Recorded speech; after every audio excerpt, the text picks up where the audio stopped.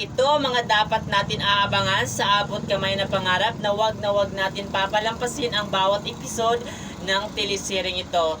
Itong si Moira, bumili ito ng cake para isampal itong cake na ito kay Annalyn Santos at hindi talaga natuwa dito si Annalyn sa kanyang ginawa. Kaya naman ay delikado rin talaga na magre-risback itong si Lynette.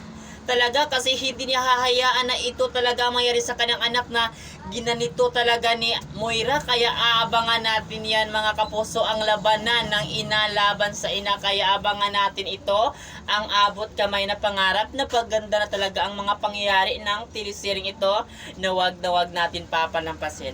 Ganun pa man, naging curious itong si Tanya kung ano nga ba talaga yung nakaraan niya, kung ano yung pagkatao niya, kung sino nga ba talaga yung nagsasabi totoo, sino ang masama at sino ang mabuti. Kaya iyan ang dapat natin abangan, kasi kung magkakataon na malaman ni Tanyag na itong si Moira pala ang totoong masama at nagsabi ng kasinungalingan, mapagbayaran talaga niya kung ano ang dapat niyang pagbayaran sa ating bida. Kaya abangan natin yan mga kapuso sa abot kamay na pangarap, na mas lalo na talaga gumaganda ang takbo ng teleseryeng ito na wag natin to papalampasin.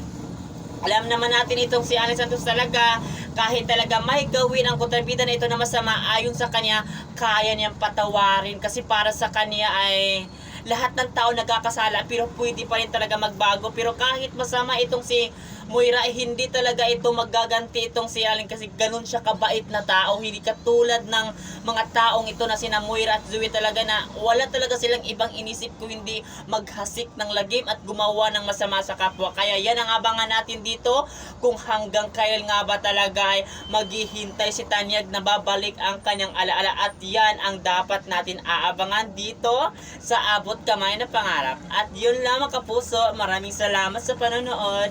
Thank you.